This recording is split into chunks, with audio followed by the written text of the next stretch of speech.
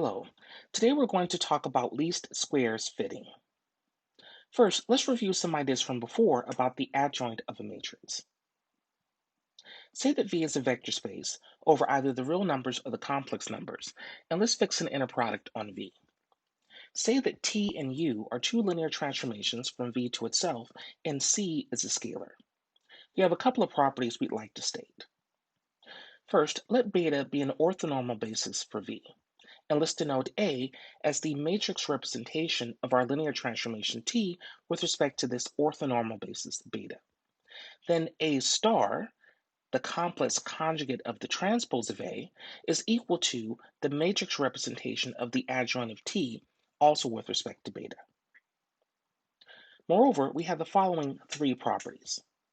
The adjoint of the operator CT plus U is equal to the complex conjugate of C times the adjoint of T plus the adjoint of U. The adjoint of the composition of T with U is equal to the adjoint of U composed with the adjoint of T. And finally, the adjoint of T is equal to T again. Using this, we'll remind you of a few definitions. Let's say that A is an n by n square matrix. A star, that is the complex conjugate of the transpose of A, is called the adjoint of A. This is not to be confused with the classical adjoint or the adjugate of A. This is that n by n matrix whose ij entry is equal to -1 to the I plus j times the determinant of A ji tilde, where Aij tilde is that n minus 1 by n minus 1 matrix obtained from A by deleting the ith row and jth column. Let's give an example of this when n is equal to 2. Let's say that A is that 2 by 2 matrix that has entries lowercase a, b, c, and d. Then the adjoint of A is that 2 by 2 matrix that has entries lowercase a conjugate, c conjugate, b conjugate, and d conjugate. On the other hand, the classical adjoint of A is that 2 by 2 matrix that has entries d minus c minus b and lowercase a. Let's give an example of where we'll see the adjoint in practice. Let's consider the special case where V is the collection of n-dimensional vectors. Recall that the standard inner product on V can be expressed in terms of the adjoint as follows. First, say that x and y are two n-dimensional vectors.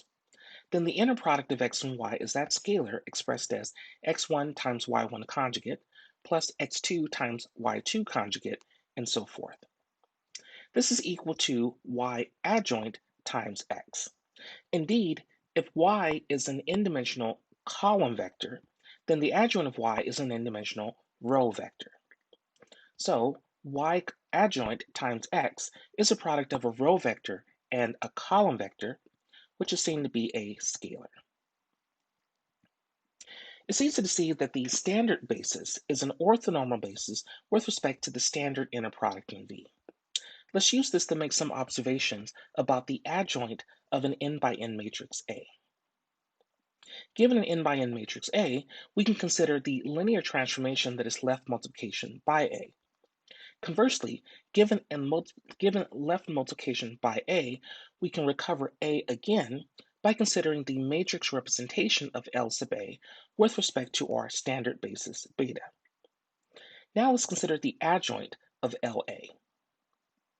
According to the previous proposition, the matrix representation with respect to beta of the adjoint of LA is equal to the adjoint of the matrix A.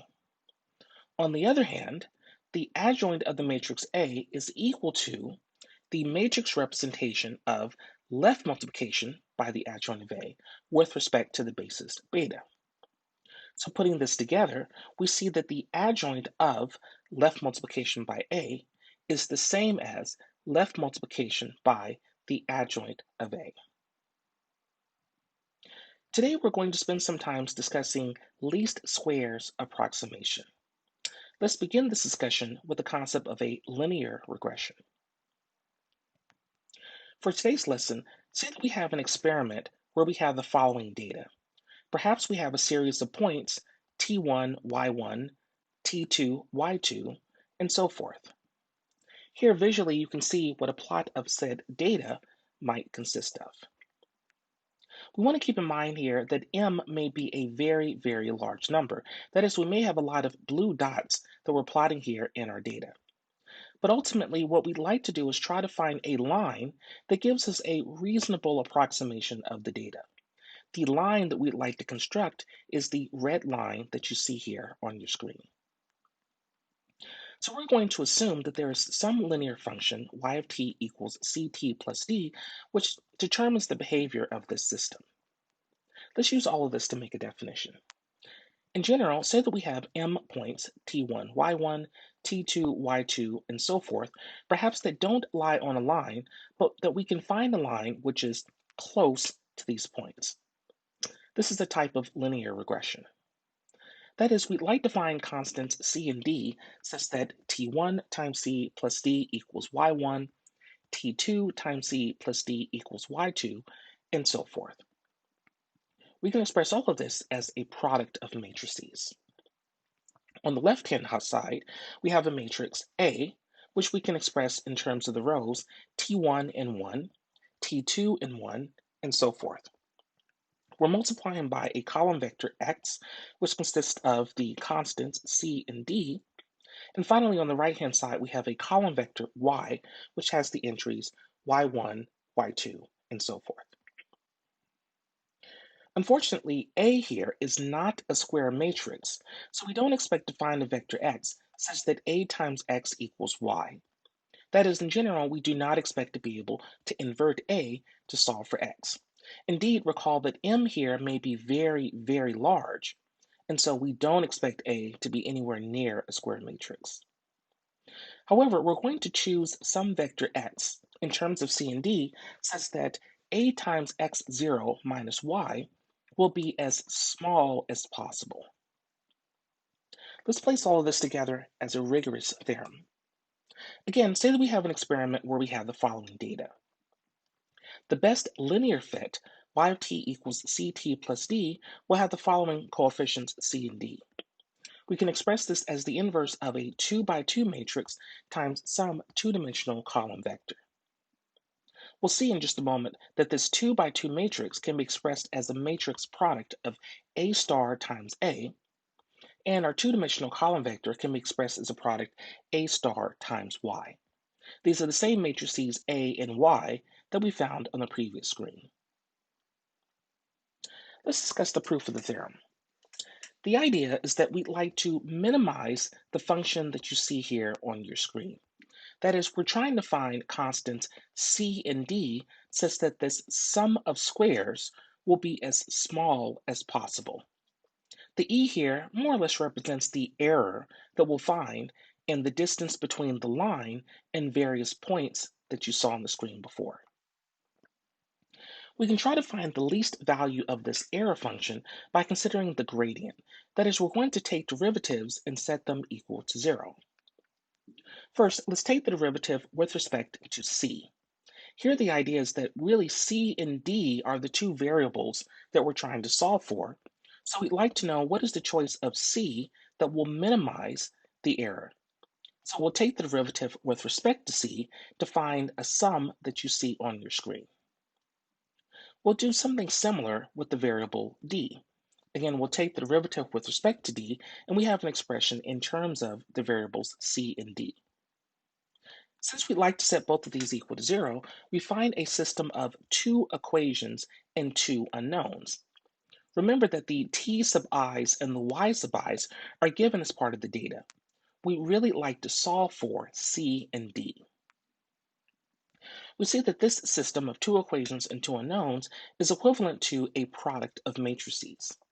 Indeed, we've written this so that the coefficient for c is here a sum of squares. The coefficient of d is the sum of the ti's. Moving to the second equation, we have the sum of ti's. And then finally, we can write m as just the sum of the number 1, m times. On the right-hand side, we see that we have a sum of ti times yi. And then for the second equation, we just have a sum of the y sub I. So indeed, we can express the system of two equations and two unknowns in terms of these matrices. We'll give this a name. This collection of systems and equations we will call the normal equations. Let's explain how this is related to what we saw before in terms of our matrices. Let's denote capital A as the matrix where we have the rows T1 and 1, T2 and 1, and so forth, and Y will be the vector that we have in terms of Y1, Y2, and so forth. Let's consider now the product of A star times A. This will be the 2 by 2 matrix that you see on your screen, whereas A star times Y is the two-dimensional vector that you see on your screen. So this means that the set of normal equations is equivalent to a system of the form A star times A times a vector x0 equals A star times Y. We're now going to put all of this together to explain more generally the concept of a least squares approximation. Let's make a few observations. Whenever either f is the real numbers or the complex numbers, our finite dimensional vector space f to the n is an inner product space with respect to the standard inner product. Let's say that A is an m by n matrix and y is an n-dimensional vector. As we stated before, we cannot expect to find an n-dimensional vector x such that A times x equals y because A is not assumed even to be a square matrix and therefore it is not assumed to be invertible. However, we can and do seek an n-dimensional vector x such that A times x0 minus y is as small as possible. Here's the main result that explains how to do this. As before, say that A is an m by n matrix and y is an n-dimensional vector. Then the vector ax star times A inverse times A star y is a vector in Fn such that ax0 minus y in absolute value is less than ax minus y for any n-dimensional vector x. The point here is that our vector x0 really is the closest that we'll find to a solution. Given an m by n matrix A, the expression A star A times x0 equals A star y will be called the normal equation. Notice how this is very similar to the equation we wrote before when we were trying to find a linear approximation. Let's go ahead and give a proof of the theorem. Let's say that W is the column space of A. That is, the elements of W are in the form A times X, where X is an n-dimensional vector. Rather explicitly, if we denote W sub I as the ith column of the vector A, of the matrix A, then W is just the span of the collection of Wi's. Now, W is a vector space, so we can find an orthonormal basis of W, U1 through U sub k. In fact, the replacement theorem says that we can extend this to an orthonormal basis, U1 through U sub m, for our vector space V, which is F to the m. Let's now consider two linear operators. The first will be proj W that projects onto the subspace W, and we have proj W perp will be the projection onto the orthogonal complement of W. Recall that we have the following identities for any two vectors x and y in our m-dimensional vector space V. Proj W of y plus proj W perp of y is just equal to y. The idea is that we really can take a look at y and then break it up into two parts. Proj W of y is the collection that is in the subspace W, whereas proj W perp of y is the collection that is in W perp, the orthogonal complement. So if we sum these two back together, we find our original vector y. Second, if we consider the inner product of proj W of x with proj W perp of y, then we would find 0. Indeed, proj W of x is an element of the vector space W, whereas proj W perp of y is an element of the vector space W perp. By definition, any vector in W is orthogonal to any vector in W perp, so their inner product must be 0. Now, proj w of x must be an element of the vector space W. And as we said before, W is the column space of A, so proj W of x must be equal to A times x1 for some vector x1. And proj sub W of y must be in the form AX0 for some vector x0. So now, let's consider what happens when we have the inner product of proj W of x with proj W perp of y. We know that this inner product must be 0, so if we consider the complex conjugate of this, then remember that this here is the standard inner product. And we saw at the start of the lesson that we can express the standard inner product in terms of the adjoint. So we consider proj W of x, which we can write as A times x1. So now we see that we have the adjoint of A times x1 times proj W perp of y. But we can express proj W perp of y as y minus proj W of y. Remember the identity that we talked about just a moment ago, which is equal to y minus a times x0. So putting all of this together, we do see that 0 equals x1 adjoint times a adjoint y minus a adjoint a x0. But since this is true for all vectors x1, we do say we have the normal equation. That is a star a times x0 equals a star y. Moreover, we have the Pythagorean theorem that explains why we call this least squares. Let's consider the square of the norm of y minus ax. If we denote z as y minus ax, then we see that this is just the inner product of z with itself.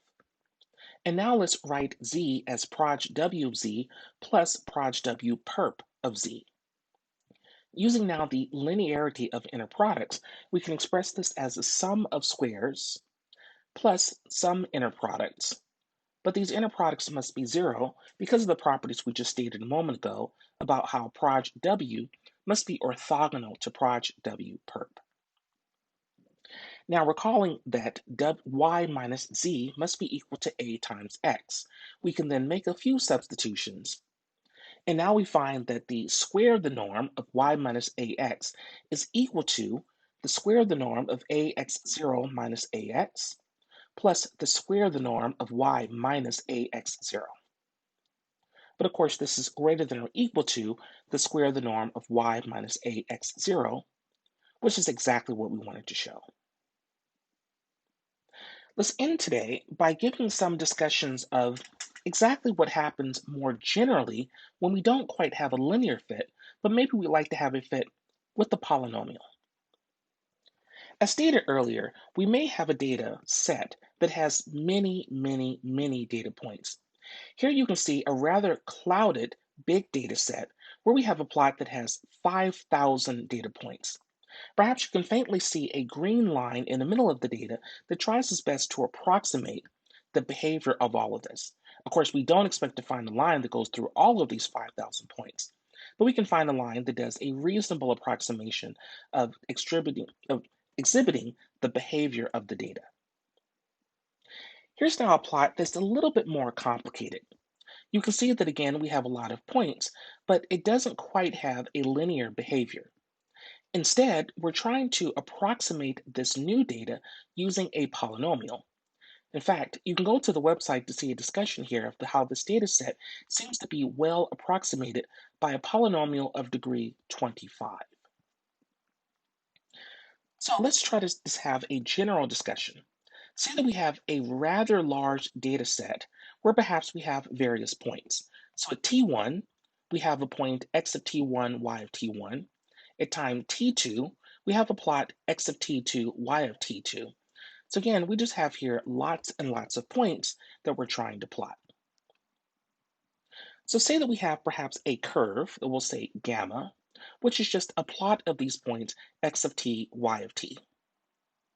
We can try to compute the least squares fit with a polynomial of degree n, and we have coefficients c1, c2 through c sub n. In fact, we can compute the coefficients as a product of matrices that you see here. Notice that we've replaced the sums now with integrals.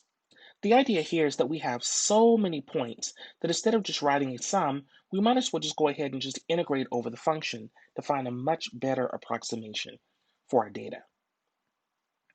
Let's try to explain what's going on here. The idea, just going back to what we've been saying all along, is to find constants C1 through C sub n so that we have the following system of m equations in n unknowns. Of course, we can express all of this as a product of matrices, A times X equals Y, just like what we did in the linear case. As before, since A is an m by n matrix, we do not expect to find a vector X where we can find the solution. However, we can find a vector x0 such that the norm of ax0 minus y is as small as possible. One way we could do this is to try best to approximate, to minimize the error function that you see here on the screen, much in the same way that we did this with the linear approximation. Just like before, we could take gradients and set them equal to 0, but the whole point here is that the normal equation just simply says that we're going to have a product of a matrix, A star times A, times some vector x equals A star times y. So we could simply end here and just say that this is the solution, this is the answer to our question. But since we have a rather large data set, let's go one step further. Let's say that perhaps we're going to sample the points at a series of time steps. Here we have t sub 1, which is equal to A, t sub 2, t sub 3, t sub 4, all the way through t sub m, which equals to B. Well, as we go through each of our time steps, we have a common difference that we call here delta sub t, which just says the difference between going from t1 to t2, t2 to t3, and so forth. Using the expression on the previous screen and multiplying by this time step delta sub t, we can take the limit now as m increases without bound to find that the sums are very well approximated by integrals. In this case, we can view all of this as a continuous normal equation, since instead of involving sums, it involves integrals. And we observe that the coefficients here minimize not just a sum of squares, but actually an integral of a square of a function. So this here is perhaps the most general statement we can make about finding a polynomial that approximates a rather large data set. Thanks very much for watching.